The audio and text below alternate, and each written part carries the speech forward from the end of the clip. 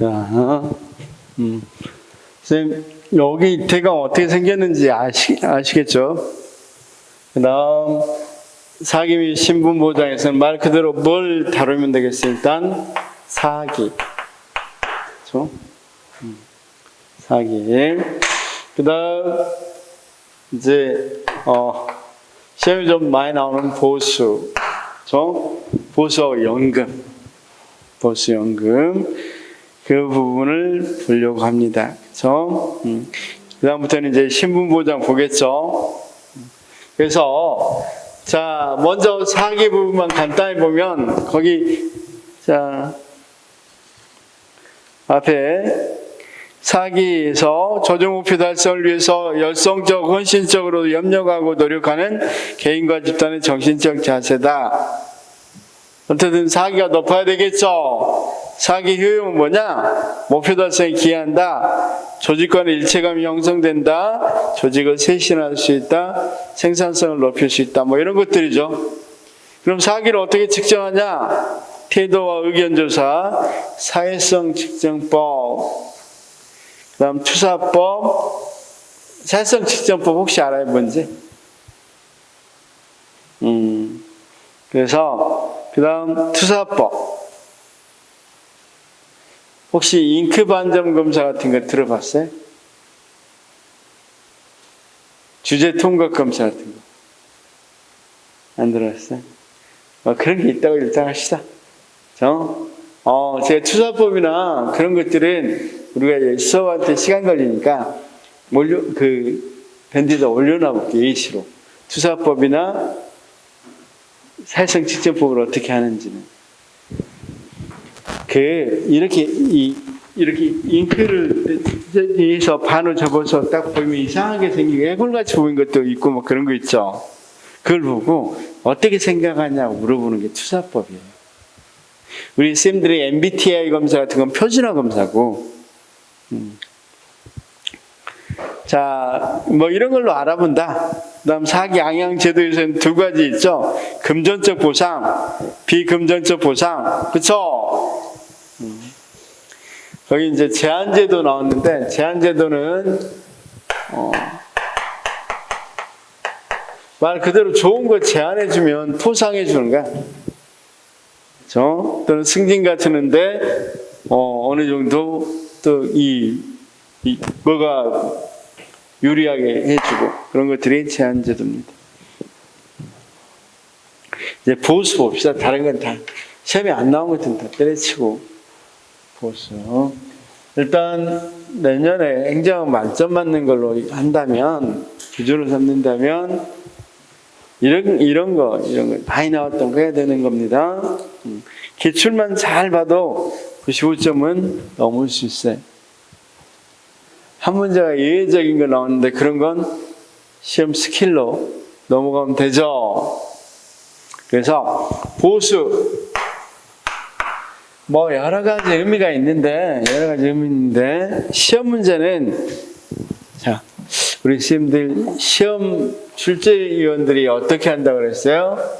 시험장 가면 실제 출제위원들은 모니터 하나에 인터넷 연결 안 되는 시험대라고 모니터 하나에다가 또 하나 뭐가 있다고 그랬어요?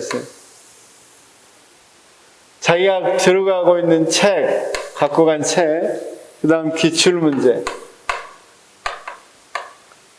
그 다음 논문은 확인할 수 있도록 하는 논문실 드나들 수 있는 거. 제가 여러 출제위원들 뵀는데 이거 우리 공무원 시험에서 활용하는 선생님은 거의 없답니다. 자, 그러면 책하고 기출문제에서 나오는데 출제할 수 있는 시간이 문제은행이 되고 문제은행 뽑아서 변형해서 출제가 되는데 시간이 많이 주어지지 않기 때문에 그렇죠? 책이나 기출문제를 주로 중심으로 하는데 책도 초기 처음 들어간 이 출제위원들은 많은 책을 갖고 들어간대요. 그런데 이 출제위 한두 번 들어간 선생님들은 출제위원들은 한 권만 볼 시간이 별로 없으니까 그런데 이제 잘 봐봐. 어떤 게 더 문제 내놓고 문제가 많이 많다. 이 문제가 문제 있다는 것들에서 면피당할 수 있을까? 졸지위원들은 뭐 하는 걸 제일 싫어해? 답이 두 개나 답을 잘못 냈을 때 제일 두려워하죠. 물론 신분상에 크게 문제는 안 되는데 가서 심한서 쓰고 많은 데서 욕 얻어먹고 그러면 좋을 리가 없겠죠. 그래서 근데 기출문제만큼 우리가 공인된 건 없죠. 이미 세상에 나온 거고 많은 시험을 본 사람들이 다 검증을 한 거니까 여기에서 많이 기출문제에서 많이 참조해내면 시험을 출제할 때 실수할 리가 별로 없겠죠. 그래서 이 범위를 벗어난 문제를 자기가 창작해서 낸다? 굉장히 시간 걸리는 일이고 오류 가능성이 있으니까 잘 안 낸단 말이었습니다.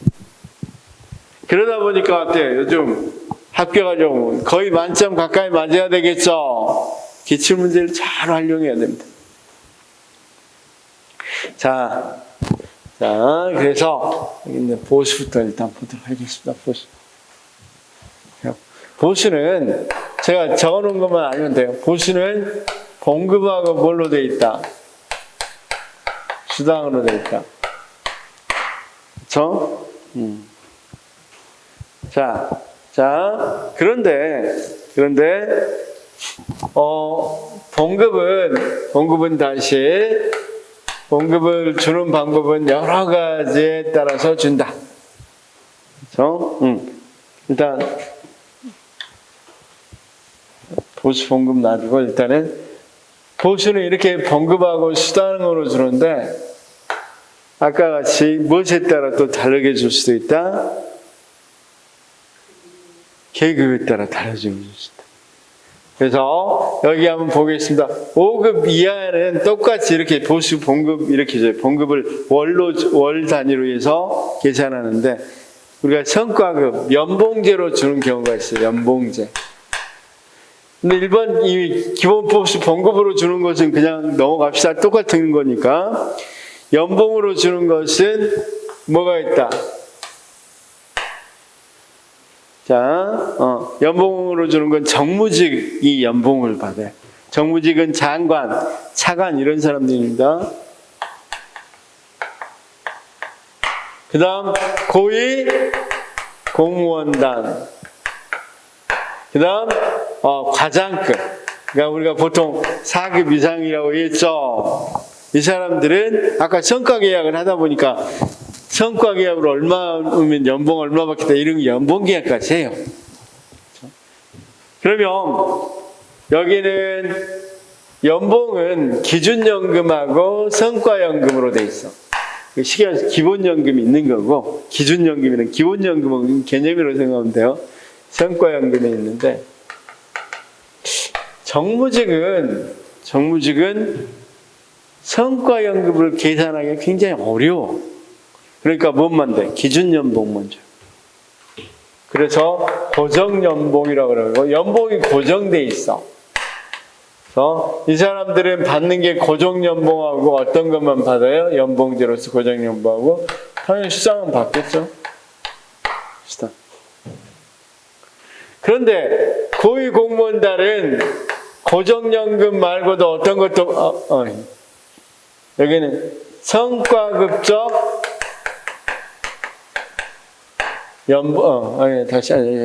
직무성과급적 편 직무성과급적 연봉제. 여기는 그냥 성과급적 연봉제. 무슨 말인지 알겠죠? 여기는 그러면 직무성과급은 뭘로도 이루어져 있겠어? 기준성과급하고 기준연봉하고 성과연봉. 여기도 마찬가지 기준연봉하고 성과연봉으로 되어 있어요. 무슨 여기까지는 대강 어떤 내용인지는 다 알겠죠?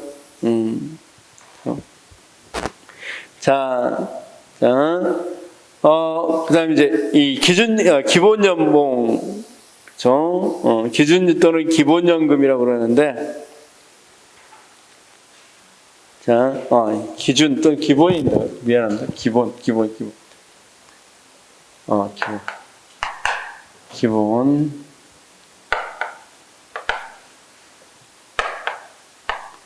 기본연금이 있다. 그래서 이 기본연금은 다시 기준금하고 직무급으로 나눠진다. 여기서 기준하고 직무. 자, 그러면 이렇게 생각하면 돼. 우리가 연봉은 몇 급 이상에서 준다? 4급 이상에서 주로 준다. 연봉제는. 자, 5급 이하는 뭘로 받는다? 봉급으로 받는다. 연봉이 이거 달달이 하는 봉급으로 받는다. 이 사람들도 연봉으로 해서 연봉을 나누어줘요. 그렇죠? 그러면 여기 좀 봅시다. 정무직은 그런데, 자, 연봉이라는 것은 우리가 어떤 거 있다? 고정연봉하고 성과연봉이 있는데, 여기가 기준이 아니야. 고정이었구나. 고정연봉 성과급이 있는데, 성과연봉이 있는데, 여기는 고정연금, 정해진 연금만 받는 성과연금이 없어요. 근데 고위직 공무원단은 직무성과급적 연봉. 그러면 한마디로 이 기본 연금하고 성과연금이 있는데, 이 중에서 기준하고 직무가 있는데, 여기는 그대로 똑같아요. 기준하고 직무가 있는데, 뭐가 여기는 더 강하다는 소리야? 기준이 더 강하다는 소리야? 직무가 더 강하다는 소리야? 직무 성과급적 이러니까 직무에 좀 더 여기보다는 더 비중이 높다 이런 게. 네, 크게 성과급적이지 않습니다. 차이도 2%밖에 안 나고 아주 잘함부터 잘함 이런 것들이 있죠. 2%밖에 안 납니다. 아주 못해서 봉급을 성과급을 못 받는 경우도 이 10%밖에 안 되니까 거의 효과가 별로 없습니다. 어쨌든 이렇게 돼 있다는 것만 일단 알면 되겠죠. 그 다음 이제 여기서 조금만 알아야 될 게 어떤 거냐면 이런 겁니다. 이런 거. 자, 봉급이 있다는 것은 우리가 뭐가 있다는 거야? 여러 가지 호봉제가 있다는 거죠. 호봉이 올라가고. 근데 우리나라는 호봉이 단일 호봉제가 아니라 뭐마다 영구직 다르고 특정 다르고 해서 11개의 호봉으로 돼 있어요. 그렇죠? 그래서 자, 단일 호봉제가 아니라 복수호봉제라는 걸 알아두시면 돼요. 11개의 복수호봉을 가지고 있다. 그러면 시험 문제는 이제 어떤 것들이 나오는지 한번 따져보겠습니다. 시험 문제에서는 자, 거기부터 하겠습니다. 그럼 이렇게 보수를 정할 때 제가 시험 문제 첫 번째 놓죠. 어떻게 정할 거냐? 보수를 정할 때 어떻게 정할 거냐? 거기 자, 이게 중요합니다. 거기 320페이지 보니까 생계비 이상은 줘야 되겠죠. 그 다음 정부 재정이 미치는 데를 고려해야 되니까 거기에 대해서 한계를 정해야 되겠죠. 그 다음 민간하고 비교해야 되겠죠, 안 하겠어요? 비교해야 될 거고 민간의 수준을 고려해야 되겠죠. 민간보다 터무니없이 낮으면 민간으로 우수인재가 다 빠져나가 버리겠죠. 그 다음 자, 공무원 간에도 고려를 해야 되겠죠. 공무원 간에도. 그 다음 물가 고무료해야 돼, 안 해야 돼? 그런 것들을 고려하는 문제. 첫 번째 논점입니다. 보수를 정할 때 어떤 걸 고려할 것인가. 두 번째 논점부터 이게 이제 첫 번째 시험에 나오는 거고, 두 번째 시험에 나오는 것은 이걸 기본급을 뭘로 할 것인가, 봉급을. 그쵸? 자, 기본급을 그래서 봉급이 줄 때 생활급으로 줄 것인가? 생활급이라는 것은 뭐야? 이 사람이 생활할 수 있을 만큼을 기본급으로 해주자라는 건데, 그러려면 뭘 생각했어? 생계유지에 필요한 거니까 공무원이 나이, 가족 이런 게 중요하겠죠. 여기 생활급으로 주면 자기가 부양할 사람이 3명이냐 아니면 7명이냐에 따라서 달라지겠어요, 안 달라지겠어요? 달라져요, 그럼. 생활급으로.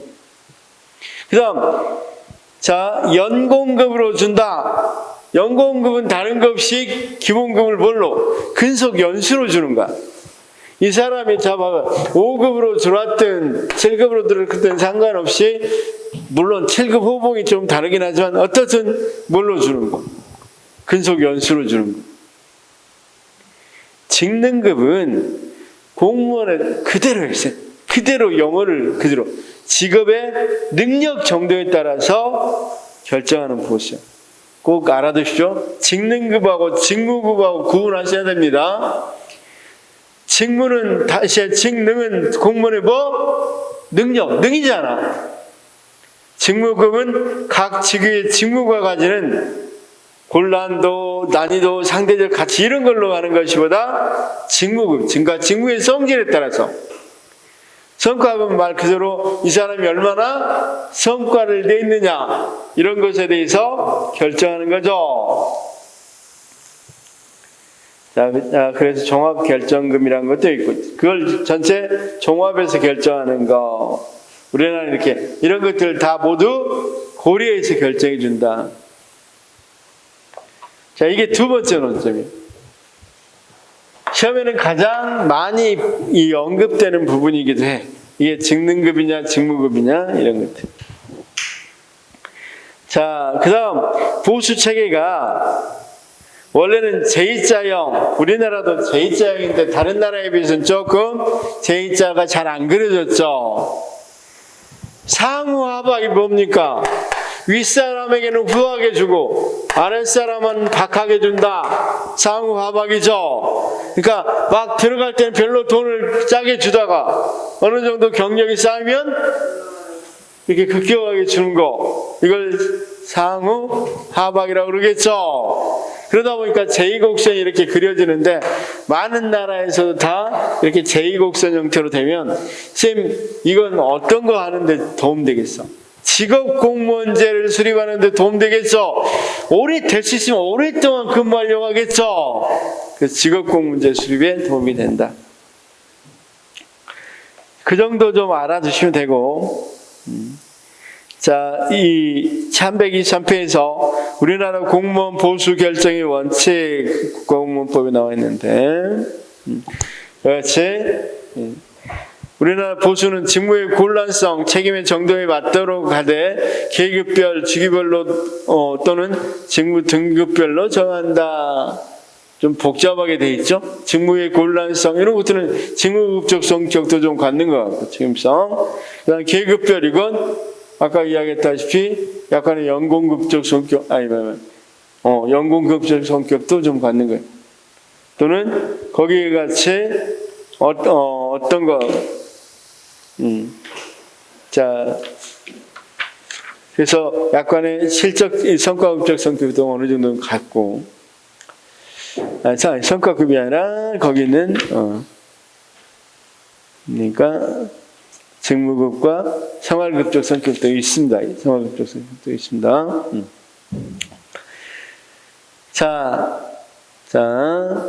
그래서 나번 보니까 공무원의 보수는 일반 표준 생계비, 물가 수준 그 밖의 사정을 고려해서 정하되 민간 부문의 임금 수준과 적절한 균형을 맞춘다.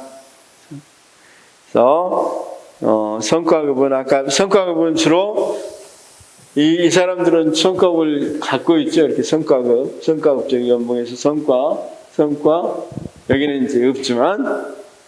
그럼 일반 5급 이하는 그렇죠. 추가적으로 성과급을 주는 거죠. 그렇죠? 그래서 그 정도로만 알아두시면 좋겠다.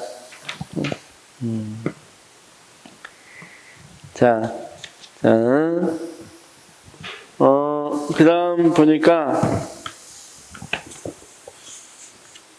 총액 인건비, 이게 뭔 소리냐 그러면 아무것도 아니에요. 그냥 총액 인건비는 뭘로 주는 거야?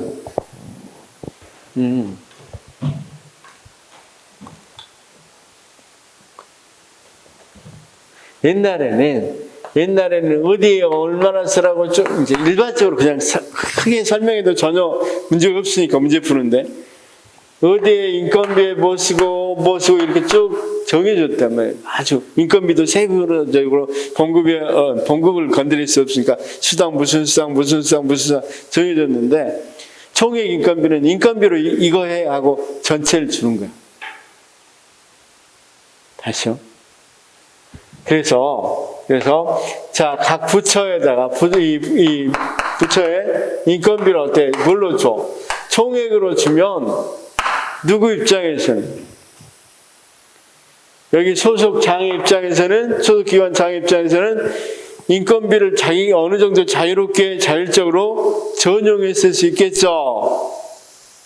이번에 굉장히 일이 갑자기 많아서 시간의 근무 수당을 많이 줘야 돼. 그러면 다른 것에서 시간의 수당을 좀 가져올 수도 있겠죠. 또 직원이 너무 적어. 좀 많아야 되겠어. 그러면 어느 정도 직원도 뭐 할 수 있겠어? 어느 정도 정원 관리도 자율적으로 좀 할 수 있겠죠. 그래서 거기 시행 전하고 시행 후를 봅시다. 이 부분만 조금 유념하면 돼. 예산 관리에서 사업비 인건비 시행 전에는 사업비 인건비가 이전용 가능으로 인건비의 규모 증대가 가능했다. 자꾸 인건비를 사업비에서 가져가. 그러니까 시행 후에는 사업비 인건비 간에는 사업비에서 인건비는 서로 못하게 하되 거기 보니까 원칙적으로 금지로 되어 있다고 그랬죠. 페이지 325페이지 시행 전 시행 후를 봅시다. 그 다음 보수관리는 총액 인건비 되어 있어요. 인건비 내에서는 대상 경기관 전용은 각 기관장이 위임해놨죠. 자율적으로 해라. 자, 시행 전에서는 인건비, 시설비가 있다면 이 시설비를 갖다가 자꾸 여기 인건비에다 쓰다 보니까 이게 커진단 말이에요, 인건비가. 그렇죠?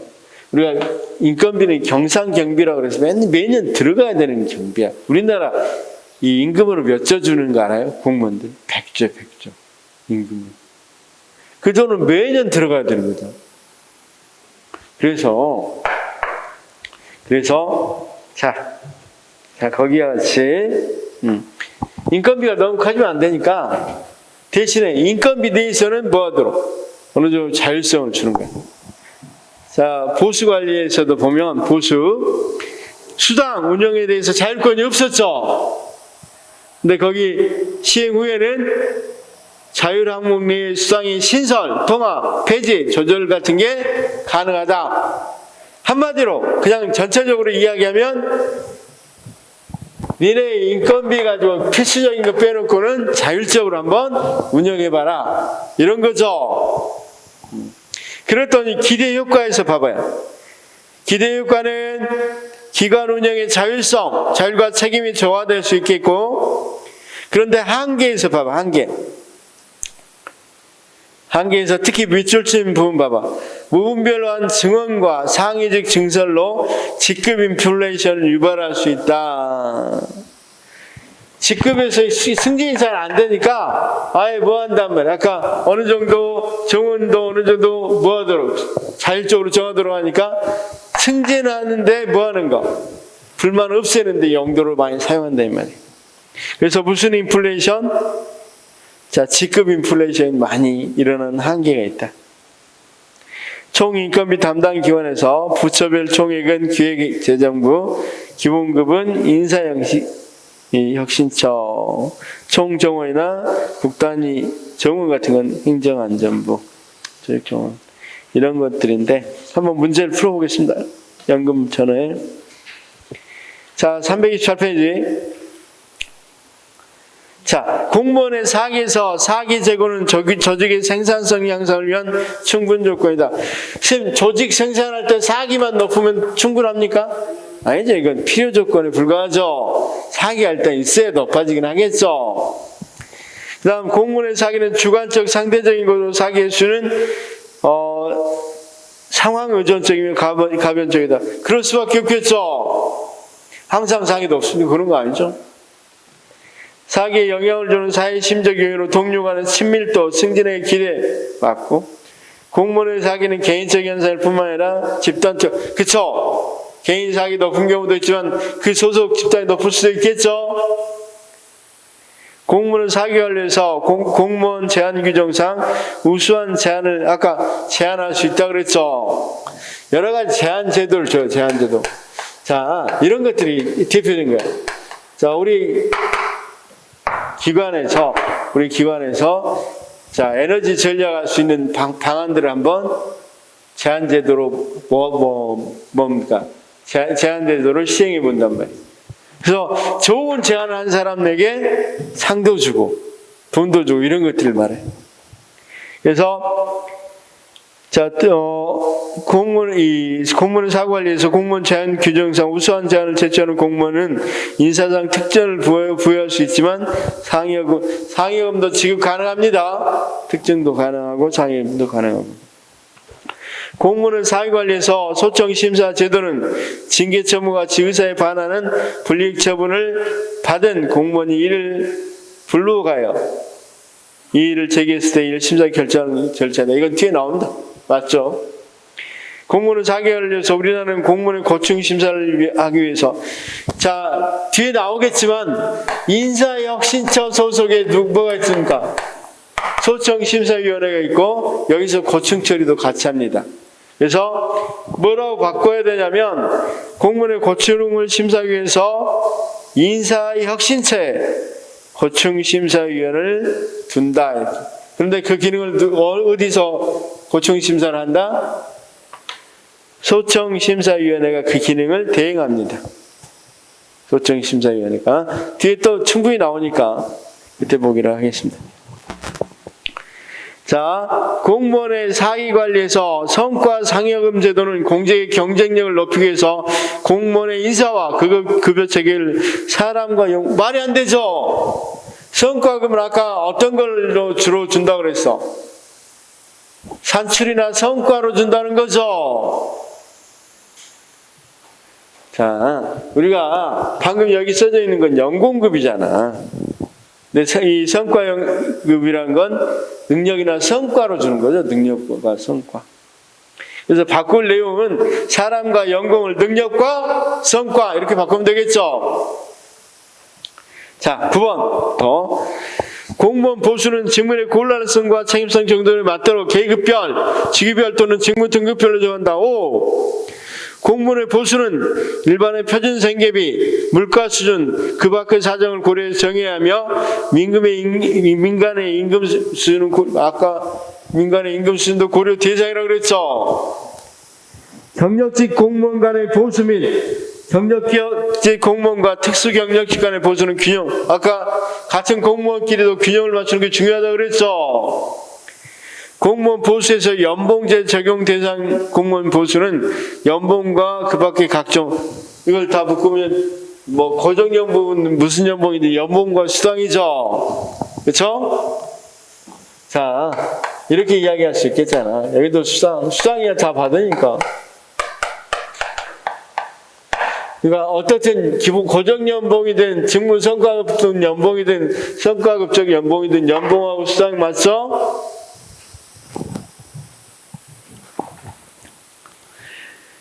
자, 그 다음, 공무원 보수규정상 고위공무원단 소속 공무원에 적용되는 직무성과급적 연봉제에서 고위공무원단에 속하는 모든 공무원에 대해서 적용된다. 지금 대통령 경호실 같은 경우는 고위공무원이라 하더라도 호봉제 적용을 받습니다. 그래서 자, 모든이 틀렸어. 모든이.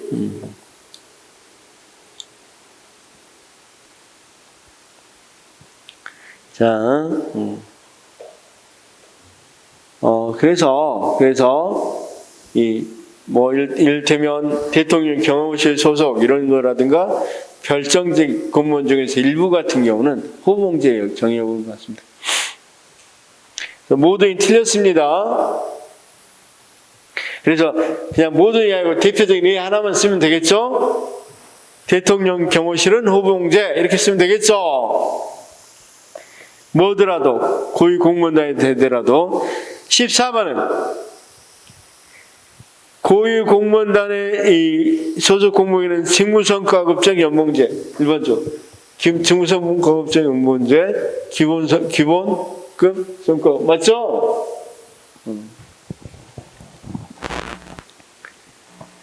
기준급과 직무급으로 구분한다. 이 연봉은 맞죠? 저 보시면 기본 연봉 뭘로 구분했어? 기준급? 맞죠? 자, 그다음 지금 15번 하차죠.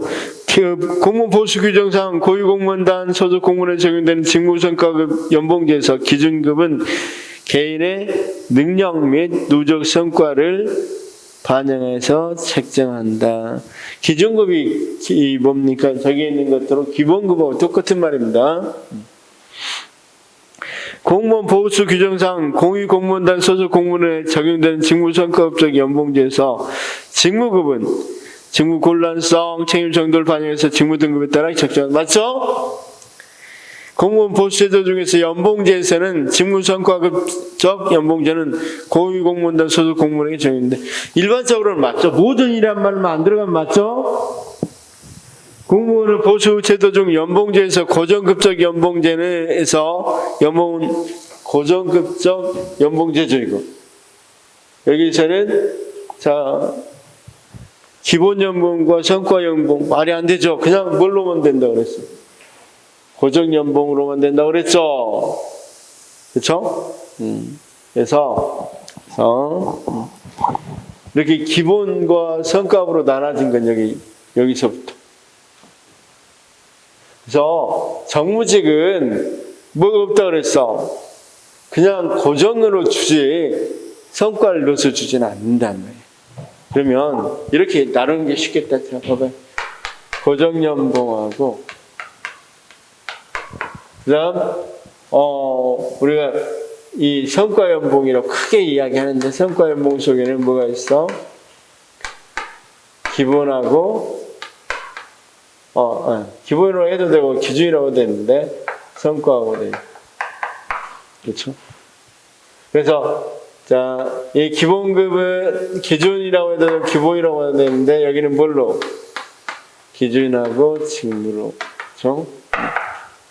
이렇게 나눌 수 있다. 그렇죠?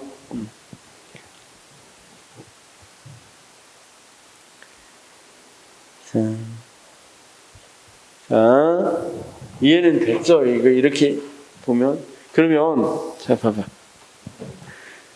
자, 여기 봅시다. 장차관 등 정무직은 이것만 받지 이건 안 받는다. 근데 고위공무원단은 어떤 거 받는다? 고정연봉으로 안 돼 있으니까 이건 이야기할 필요 없겠죠? 기본과 성과연금으로 받는다. 이렇게 말할 수 있겠죠? 자, 다시 여기 자, 연봉에는 기본연봉과 성과연봉이 있다 이렇게 생각해 그냥. 그러면 여긴 누구만 받아? 정무직. 여긴 누가 받아? 고위공무원들하고 4급 이상. 근데 자, 성과연봉으로 받는 기본급과 뭘로 돼 있다? 기본연봉과 성과연봉으로 돼 있고 기본연금에는 기준연금과 직무연금으로 돼 있다. 그렇죠?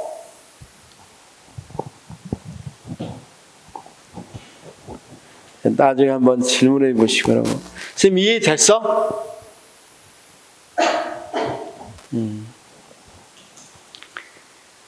자, 몇 번 할 차례죠, 지금?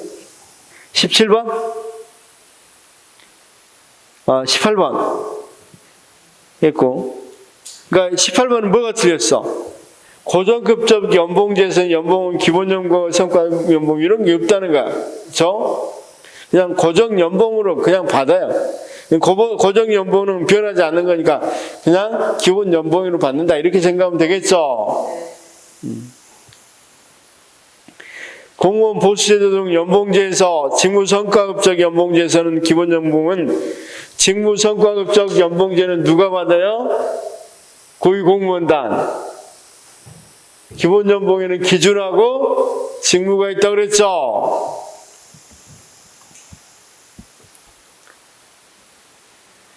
자, 공무원 보수제 제도록 연봉제에서는 성과급적 연봉제와 직무 성과급적 연봉제의 성과 연봉은 전년도 업무 실적에 따른 평가 결과에 따라 차등, 당연히 성과 결과가 나오면 이런 것들은 차등으로 지급할 수밖에 없다고 그랬죠.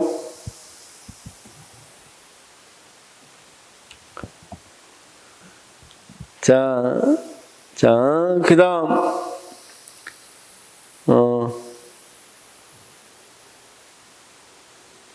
21. 공무원 보수는 노사협상의 대상에 포함되며 협상 결과는 법적. 여러분, 이거 있어. 공무원 보수는 노사협상 대상은 돼.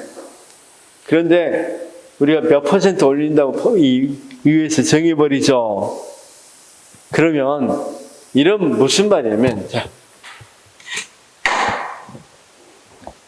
여기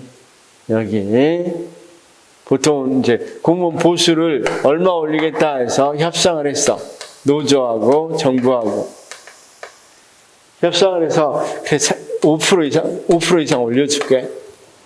4% 5% 이상 올려줄게 이렇게 얘기했어. 근데 이건 국회까지 통과해야 되네. 연봉 이 공무원 이 봉급 얼마 올릴지는 국회 통과해야 되는데 여기서 국회에서 통과를 안 해줘 버리네. 4%밖에 안 된다 그러네. 그러면 이 의미는 왜 협상하고 막 난리야? 뭐 보수 가지고. 그러면 이걸 가지고 정부는 최대한 국회를 이 수준에까지 모으려고 한다는 거. 존중해서 공무원 노조를 존중해서 최대한 반영하려고 노력한다는 의미야. 그래서 이걸 어떻게 바꾸면 된다? 자, 공무원 보수하는 노사협상의 대상이 되지만 협상 결과는 법적 구속력을 가지지 못한다. 공무원 보수는 노무에 대한 반대급부의 측면 위에 생활보장적 급부 성격도 지닌다. 맞죠?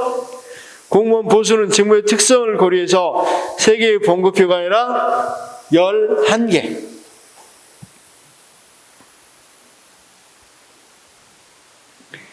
공무원의 보수에게는 기본적으로 성과급적 연봉제를 채택하면 말이 안 돼. 성과급적 연봉제를 선택하는 것은 4급 과장급이라고 그랬죠. 성과연봉 보수 종익의 주된 부분을 연봉을 안 받습니다. 걱정 안 하셔도. 그래서 일반적으로 공무원 보수에게는 보수와 수당으로 이루어진다. 뭐 추가적으로 성과연봉이나 성과 상여금 등이 있다. 뭐 이렇게 나와야 되겠죠. 기본은 여러분 우리가 공무원들이 제일 많은 게 5급 이하니까 봉급과 수당입니다. 자, 공무원의 부서는 일반의 표준 생계 및 물가 수준 그 밖의 사정을 고려해 정하되 민간 부문의 임금 수준과 적절한 균형을 유지하도록 맞고 26번 직능급이란 직무 수행 능력에 따라 보수 맞죠? 27 고위 공무원 단계에서는 직무 성과급적 연봉제 맞죠? 왜 직무 성과급적이라고 그랬어? 기본 연봉에서 기준하고 직무가 있는데 과장급도 이렇게 있죠. 똑같으니까 기준하고 직무가 있죠. 근데 고위 공무원들은 이 두 가지 중에서 어느 쪽이 더 여기보다는 과장급보다는 직무급 쪽이 더 변별력이 크다는 거죠. 이쪽을 더 강조한다는 거죠. 그래서 직무급적 성과급이라고 그래. 자, 직무급적 성과급적 연봉제. 그 다음 28. 총액 인건비 제도는 성과관리위원책을 제공하기 위한 신공공관리론 사물로서 직급 인플레이션을 방지할 수 있다. 아까 총액으로 주니까 직급 인플레이션 어떻다 그랬어? 자, 승진 안 된다고 뭐라 그러면 좋아. 어느 정도 뭘 넣겠습니까? 수당들 자유롭게 이렇게 왔다 갔다 할 수 있으니까 내가 올려주지. 이런 식으로 할 수 있겠죠. 그래서 방지할 수 없다는 단점이죠. 총액인건비는 정원관리에 대해 각 부처의 자율성 맞죠? 총액인건비는 김대중 정부에서 노무현 정부입니다. 노무현 정부. 2007년입니다. 지방자치단체는 총액인건비를 명칭을 바꿨어요. 기준인건비로. 2014년에 총액인건비를 쓰다가 기준인건비로 바꿨습니다. 명칭은. 이거 다음 주에 정리해서 이렇게 정리해서 한번 보여드릴게요. 전체. 자, 그 다음 30번. 이거 했는데? 30번에 틀린 게 김대중 정부 틀렸죠. 노무현 정부라고 그랬습니다. 31번. 총액인건비제도는 보수관리에 대한 각 부처의 자율성 확대한다. 맞죠? 32번. 총액인건비제도는 시행기관은 성과 중심의 조직운영을 위해서 총액인건비 제도를 활용할 수 있다. 좋겠죠. 그래서 총액인건비는 신자유주의 정책으로 나온 거예요. 신공공 관리로서. 공무원 보수에서 실적급은 공무원의 직무 수행 능력을 측정하면 실적급입니까? 직무급입니까? 직능급입니까? 직능급이죠. 거기 봐봐요. 능력이 우수할수록 이렇게 돼 있잖아. 그러니까 앞에 실적급이 아니라 직능급이 돼야 되겠죠. 34번은 직무급, 직무 난이도 맞죠? 35번은 연금급은 근속, 연수, 경력 맞네. 그렇죠? 36번은 생활급이면 그 가족의 기본적인 생활 내지 생계지 맞죠? 37번. 자, 직무급, 근속급, 직능급, 생활급, 성과급 중 직무가 지닌 직무에 따라서 주는 건 직무급이죠. 38번. 정부 조직의 개인 성과급제는 자기 결정론에 개인 성과급을 줄 때 부서 단위로 줄 수 있겠고 그냥 개인으로 줄 수 있겠죠. 그때 개인으로 주면 자기 결정성 이론 이런 것만 좀 바꾸면 되는데 성과급을 줘서 동기를 유발하면 내적 동기입니까? 외적 동기입니까? 당연히 돈 줄게 열심히 이건 외적 동기.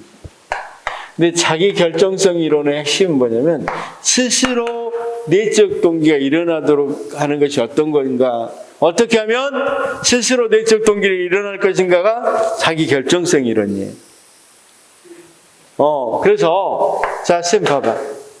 자기 결정성은 자기가 스스로 정하면 내가 목표를 스스로 정하면 스스로 하려고 할 수밖에 없겠죠.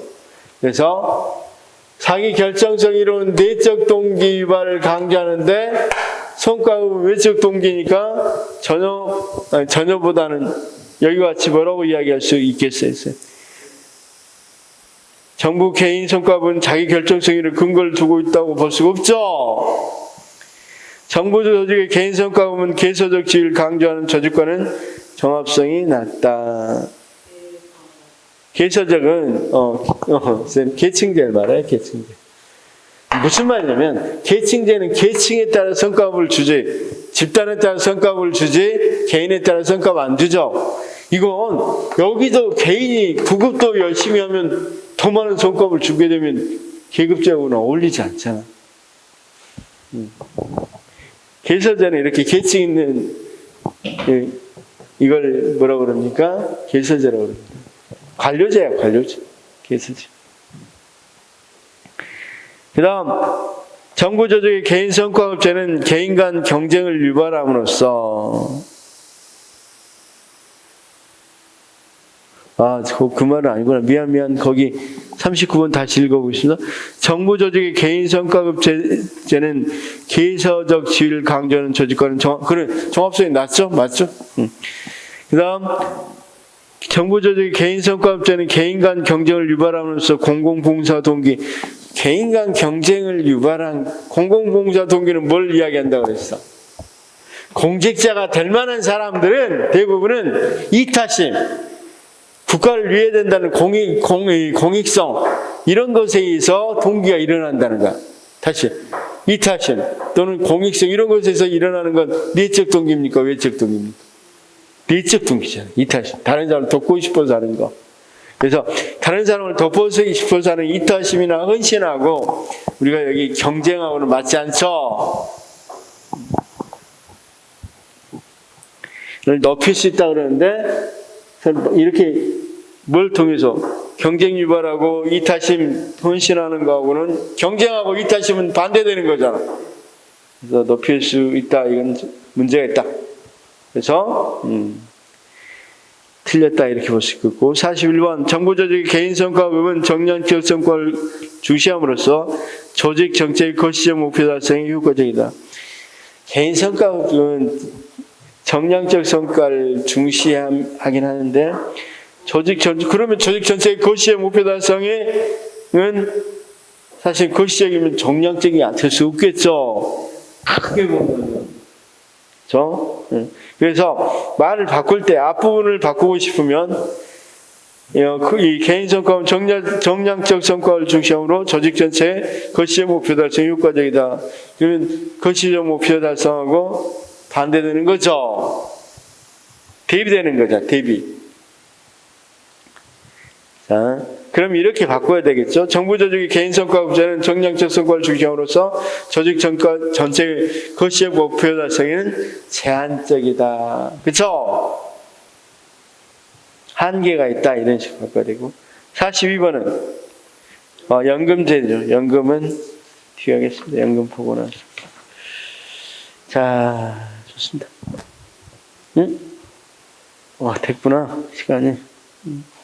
연금제 나중에 하고. 그러면, 쌤, 4개만 볼까요? 57번부터 64번까지 문제를 빨리 풀어봐요. 57에서 64번까지 문제.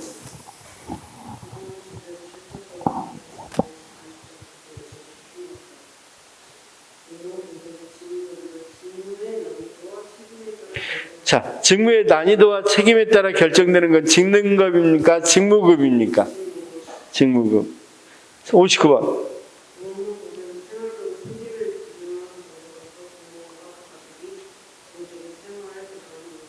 맞고, 그쵸? 60번, 61번은 똑같은, 왜냐면, 제가 34번 문제, 35번 문제 이렇게 가져왔을 거 아니야. 지문만. 근데 34번에 4번 문제하고 35번에 1번 문제 똑같더라고. 지문이 똑같더라고. 어쩔 수 없어요. 2개로 돼버린 거죠. 그래서 둘 다 맞는 말이고. 62번은